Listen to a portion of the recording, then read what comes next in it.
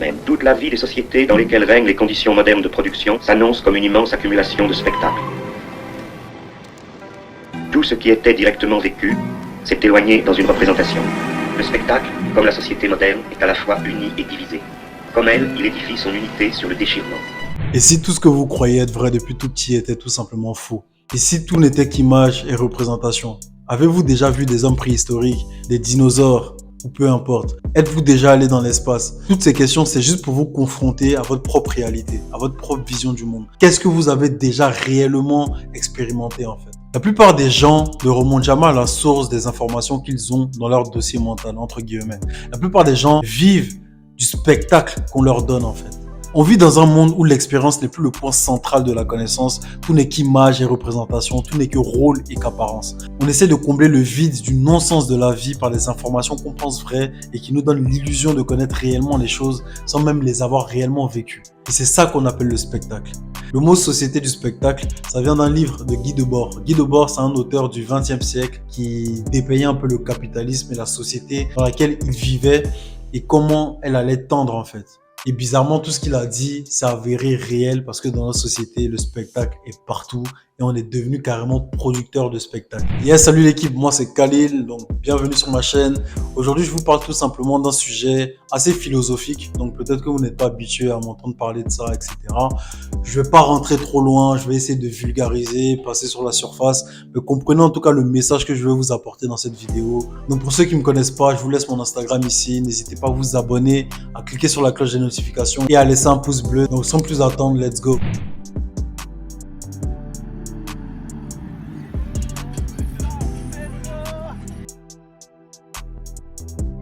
Yes, salut l'équipe. Donc du coup, dans un premier temps, je voulais définir un peu l'expérience parce que c'est un peu l'élément central de cette vidéo en fait. Comme c'est marqué dans la définition, l'expérience c'est la pratique de quelque chose, de quelqu'un, épreuve de quelque chose dont découle un savoir, une connaissance, une habitude, une connaissance tirée de cette pratique. Donc là, on voit très bien la connotation entre le fait de faire quelque chose et le fait de tirer une leçon de cette chose en fait. Mais dans cette société, on a des monsieur je sais tout, on a des gens qui connaissent pas mal de choses.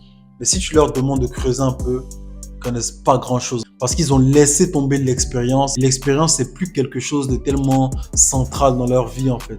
Et dans le livre de Guy Debord, justement, La société du spectacle, il dit clairement que tout ce qui était réellement vécu s'est éloigné petit à petit vers une représentation. Là, si tout de suite, je vous montre ce plat de pâtes, vous allez me dire, ouais, c'est un plat de pâtes, etc. Ouais, ça a l'air bon. Ok, c'est cool. Mais en fait, c'est pas un plat de pâtes, en fait. C'est juste une représentation d'un plat de pâtes. Ce n'est pas la réalité, c'est pas tangible. Vous pouvez pas digérer ce que vous voyez là en fait. Il n'y a que le jour où vous allez avoir un vrai plat de pâtes devant vous, que vous allez sentir l'odeur, que vous allez pouvoir le toucher, que vous allez pouvoir le manger, le digérer, le chier. C'est là que vous allez savoir que c'est réel en fait. Et ça c'est une nuance. Mais aujourd'hui on fait même plus la différence entre les deux. Ce n'est qu'une représentation. Et c'est clairement ça le spectacle en fait. Aujourd'hui on est bombardé de centaines et de centaines d'informations par jour et on a l'impression qu'on a des connaissances. Vous voyez ce que je veux dire? On peut très bien regarder la télé comme ça, on tombe sur les infos. On va voir que oui, il y a un tel qui est mort là-bas. Oui, c'est passé ça. Oui, il y a eu tel changement de loi. Oui, il y a eu ça, il y a eu ça. Tout ça, c'est du divertissement en fait. Faut pas oublier qu'à la base, c'est un putain de business. Certes, c'est pas lucratif, mais il y a des idées qui sont véhiculées derrière. Donc en fait, faut pas prendre pour argent comptant tout ce qu'on vous met dans le crâne en fait. Vous voyez ce que je veux dire? Dans le spectacle, j'appelle ça un peu des épouvantails à cons. C'est-à-dire que de toute façon, il nous faut des méchants. Il nous faut du sang, il nous faut de la peur. Nous faire penser au pire pour nous faire avaler le mauvais. Si on veut faire des lois sécuritaires, forcément il faut un attentat. Si on veut un peu de nationalisme, forcément il faut des méchants. Si on veut faire baisser les salaires, forcément il faut une crise. Il faut avoir peur de l'avenir. Le spectacle aussi, c'est quelque chose qui nous a bercé dès notre plus tendre enfance et qui nous suivra jusqu'à notre tombe en fait. Parce que depuis l'école, on est submergé d'informations qu'on ne peut pas vérifier. On doit le mettre sur papier et si on arrive à bien le retranscrire, on a une bonne note. Vous voyez, quand on grandit, on suit les informations parce que ça apporte une culture générale. Mais qu'est-ce qu'on sait en fait? Quand on est jeune, dans notre jeunesse, la première fois qu'on a vu l'amour, qu'on a vu le sexe, qu'on a vu le monde en fait, entre guillemets, ce qu'on pensait réel du monde, c'est par les films en fait. La plupart des jeunes ont découvert le sexe grâce au porno, qu'on se dise la vérité en fait. La plupart des jeunes ont connu l'amour grâce à High School Musical, grâce à Disney Channel, les conneries comme ça. Et tout ça, c'est du spectacle, mais ce n'est pas la réalité. Et je sais pas si vous me suivez, mais tout ce que je raconte, en fait, c'est que tout ce qui était réellement vécu, avant, on prenait conscience que ce n'était que de la fiction, que c'était que du spectacle. Mais aujourd'hui, ça prend de plus en plus de place dans notre vie. Il y a des enfants qui naissent dans cette génération TikTok. Ce que Guy Debord disait dans les années 70-80, c'est tellement réel aujourd'hui. Et c'est une parfaite introduction pour la deuxième partie de la vidéo qui parle justement du fait qu'on est devenus nous-mêmes des producteurs de spectacles. Déjà pour commencer, je vais parler du statut social. La plupart des gens en fait, ils se cachent derrière un masque social. Je suis un étudiant, je suis un parent, je suis une mère, je suis un père, je suis un professeur, je suis un médecin, je suis ceci, cela. Alors que l'être humain est tellement complexe qu'on ne peut pas lui assigner une seule étiquette en fait entre guillemets. Et tous les masques sociaux qu'on se crée, c'est tout simplement pour cacher le vide de sens qu'a la vie en fait. Parce que la plupart des gens n'arrivent pas à comprendre que tout a un début et tout a une fin. L'être humain est le seul être rationnel qui a pris conscience de sa finitude. Une plante, quand elle naît, c'est pas qu'elle va mourir. Un animal, quand il voit son ami mourir, il pense à ça 2 minutes après, il avance. Vous voyez ce que je veux dire? Mais l'être humain vit avec ça constamment.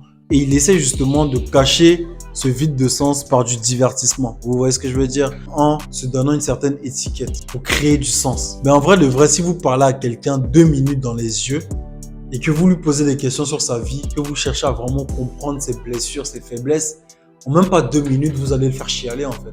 Parce que tout le monde a des souffrances, tout le monde a des galères, tout le monde a des trucs. Mais personne n'ose en parler parce que justement, on veut tous sourire. On veut tous paraître bien beau, bien frais, où il n'y a pas de problème, etc.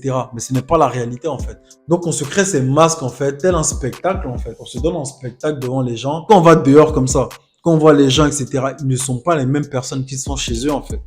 Ils laissent leur personnalité A pour justement adopter la mentalité B devant les gens. Et en fonction de chaque catégorie de personnes, chaque groupe de personnes, ils vont adopter une attitude différente en fait. Vous voyez ce que je veux dire? C'est un spectacle permanent. On est devenu producteur de spectacle déjà dans ce sens parce que on porte un masque social en fait. On veut protéger notre statut social par rapport aux autres. Donc ça, si c'est pas de la comédie, qu'est-ce que c'est en fait? Et en termes de production de spectacle, genre vraiment réel, quoi de mieux que les réseaux sociaux?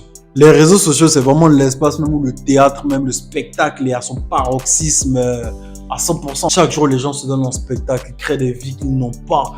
Ils parlent de choses qu'ils ne connaissent pas. Ils parlent de choses qu'ils n'expérimentent pas. Ils sont connaisseurs de tout. Moi, je connais des gens personnellement. Je vois leur vie en vrai. Je vois leur vie sur les réseaux. Ce n'est pas la même chose en fait. Et je me dis, mais waouh. En fait, si lui comme ça, ou bien elle comme ça, elle est comme ça dans la vraie vie et puis elle se comporte comme ça sur les réseaux, bah ce type-là, lui, c'est comment dans la vraie vie. Ce type-là, lui, c'est comment dans la vraie vie. C'est pour ça qu'on dit arrêtez de faire une fixette sur les gens des réseaux sociaux en fait. Moi, j'aime pas qu'on m'appelle mon boss, qu'on me flatte trop, etc. Je ne suis personne. Je suis un être humain comme toi et moi, en fait. On est tous des êtres humains, on a tous nos faiblesses, tu vois. On a tous ce masque social qui nous suit jusqu'à dans nos réseaux sociaux. Et c'est terrible, moi, je trouve.